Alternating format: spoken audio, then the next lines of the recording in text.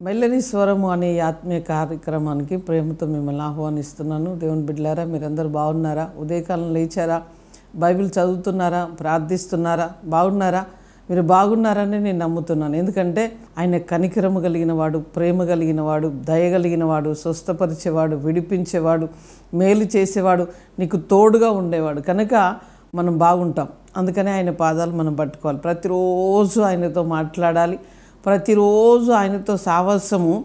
నీలో ఉన్న చీకటి, పాపము అంతా కూడా తొలగిపోవడానికి ఆ వెలుగు దగ్గరికి వెళ్ళి ఆ వెలుగులో మనము ఆయనతో మాట్లాడినప్పుడు మనలో ఉన్న లోకము, పాపము మన మీద ఉంటుంది. తప్పకుండా మనం జీవిస్తున్న ఆ క్రమములో ఎన్నెన్నో పనులు మనం చేస్తూ ఉంటాము, ఎక్కడెక్కడికో వెళ్తూ ఉంటాం. ఆ క్రమములో అనేకమైన చీకటి మన మీదకి వస్తుంది. ఆ చీకటి పారదొలడానికి, ఆ చీకటి వెళ్ళగొట్టడానికి ఆ వెలుగు దగ్గరికి, ఆయన పాదాల దగ్గరికి వెళ్ళినప్పుడు ఫ్రెష్గా అవుతావు. చాలా ఆహ్లాదకరముగా ఉంటుంది. నీ జీవితం అంతా కూడా ఒక మహిమకరముగా ఒక్కొక్క రోజు ఒక్కొక్క అనుభవం గుండా ప్రభు నడిపిస్తూ ఉంటాడు. ఈరోజు మనతో మాట్లాడనైన వాగ్దానం యెషయా గ్రంథం 62వ అధ్యాయం 8వ వచనాన్ని చదువుకుందాం.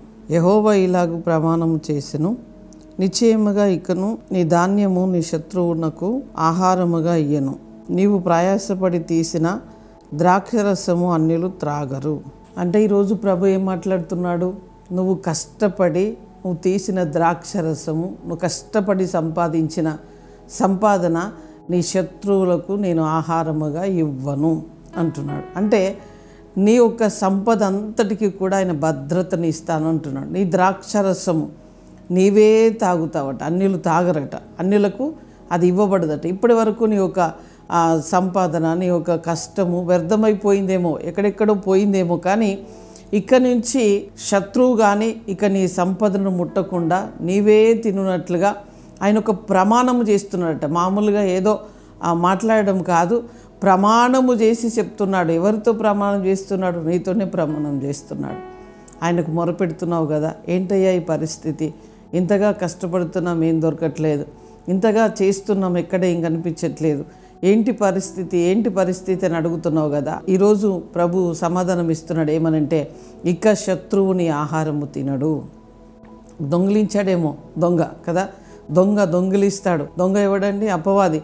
నీ చేతుల కష్టారితం ఇంతవరకు దొంగిలించడేమో, కానీ ఇక మీదట దొంగిలించకుండా దేవుడే నీకు సంరక్షకుడిగా, కాపుదలగా, నెమ్మదిగా నీవు చేసిందంతా నీ జీవితంలో నీవే అనుభవించినట్లుగా దేవుని కృప మనకు తోడుగా ఉండబోతుంది. కనుక దేవుని బిడ్డలారా, ధైర్యముగా ఉండండి, కృంగిపోకండి, బాధపడకండి. ఏది ఏమైనా కానివ్వండి, కృంగిపోవడం అనేది మీ జీవితంలో ఉండకుండా నిత్యము ప్రభుతో మాట్లాడుతూ ఉండండి. వాగ్దానాన్ని మరలా చదువుతూ ఉండండి. వాగ్దానం ఎత్తిపట్టి ప్రార్థన చేస్తుండండి.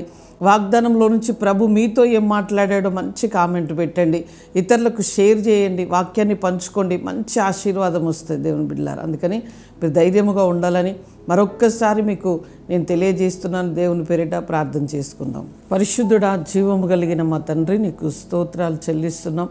ఈ ఉదయకాలం ప్రభా, ఎంతమందిని బిడ్డలు ఈ వాక్యాన్ని రిసీవ్ చేసుకున్నారో వారందరి జీవితంలో అద్భుతం జరుగునుగాక, మేలు జరుగునుగాక. అయ్యా, వారి చేతి పనులు, ఉద్యోగాలు, వ్యాపారాలు దీవించబడునుగాక.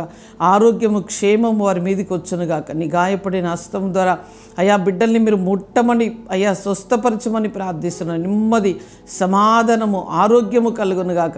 చదువుకుంటున్న బిడ్డలకు చక్కటి జ్ఞానం, అభిషేకము కలుగునుగాక. తండ్రి, వారికి మంచి జ్ఞాపక శక్తిని ఇవ్వండి.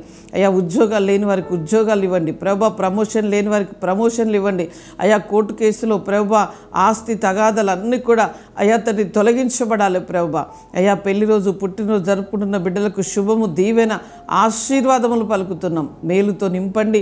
ఈ సంవత్సరం అంతా నీ దయవారిని ఆవరించునుగా. కానీ మహిమ మీకు చెల్లిస్తూ యేసు నామంలో అడుగుచున్నాం తండ్రి. Amen, amen. Praise the lord. God bless you.